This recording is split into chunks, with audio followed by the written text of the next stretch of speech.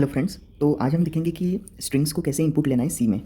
काफ़ी स्टूडेंट्स को इसमें डाउट होता है। तो सबसे पहले हम कुछ एरेज को डिफाइन करते हैं, name 1 name 2 name 3 character arrays to store our string.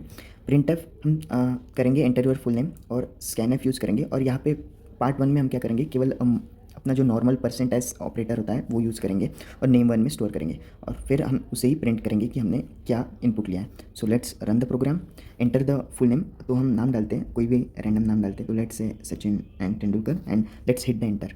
तो यहाँ पे लिख के आ रहा है यू एंटर्ड सचिन। तो इसने पूरा नाम प्रिंट नहीं किया। क्या होता है, ये जो हमारा परसेंटेज ऑपरेटर होता है वो केवल वहाँ तक लेता है जहाँ पहली स्पेस आ जाए। पहले स्पेस से जैसे ही उसे मिलती है तो उसके बाद की चीज़ें वो लेता नहीं है। तो आई होप आपको ये समझ में आया होगा। चलिए अब पार्ट 2 पे चलते हैं। Let's first comment our first part, और हम पार्ट 2 में चलते हैं। पार्ट 2 में भी हमने स्कैनफ ही यूज़ किया है, लेकिन कुछ लिखने का तरीका हमने थोड़ा सा बदल दिया है।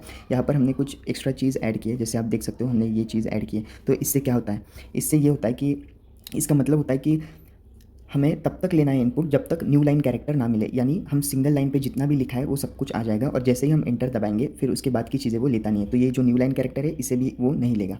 तो चलिए इसे भी रन करते हैं हम। एंटर योर फुल नेम, हम वापस वही नाम डालेंगे, Sachin Tendulkar, and then we will hit the enter button. तो यहाँ पे लिख के आ रहा है यू एंटर्ड सचिन तेंदुलकर। तो इस केस में हमें पूरा आउटपुट दिख रहा है। तो एक और तरीका होता है स्ट्रिंग्स को इनपुट लेने का सी में, तो वो भी देखते हैं। पहले इसे हम कमेंट आउट कर देते हैं। ऊपर वाले पार्ट 1 और 2 दोनों में हमने स्कैनफ यूज़ किया, लेकिन यहाँ पे हम एफ गेट्स यूज़ करेंगे। एफ गेट्स में क्या होता है, जैसे प्रिंट एफ, सबसे पहले हम एंटर योर फुल नेम बोलेंगे, फिर एफ गेट्स लिखेंगे, जो भी वेरिएबल में हमें स्टोर करना है वो लिखेंगे, और फिर उसके बाद साइज़ ऑफ नेम 3, और यहाँ पे स्टैंडर्ड इनपुट आउटपुट लाइब्रेरी। फिर इसके बाद क्या होता है, ये जो एफ गेट्स क्या होता है, जैसे ऊपर पार्ट 2 में वो तब तक ले रहा था जब तक न्यू लाइन कैरेक्टर ना मिले, लेकिन fgets new line character को भी इंक्लूड करता है, यानी ये जो हमारा बैकवर्ड स्लैश एन है उसे भी इंक्लूड करता है। तो हमें इसे मैन्युअली रिमूव करना पड़ता है। तो कुछ इस तरीके से इसका सिंटैक्स होता है, अगर हमें उसे रिमूव करना है हम अपने स्ट्रिंग में से, और फिर हम प्रिंट एफ कर देंगे। तो लेट्स सी क्या आउटपुट आता है हमारा। रन करते हैं इसे, enter your full name, and हम वापस वही नेम डालेंगे सचिन तेंदुलकर और एंटर करेंगे। तो यहाँ पे भी हमारे फुल स्ट्रिंग आ चुकी है। तो आई होप आपको ये समझ में आया होगा, पार्ट 1, पार्ट 2 एंड पार्ट 3।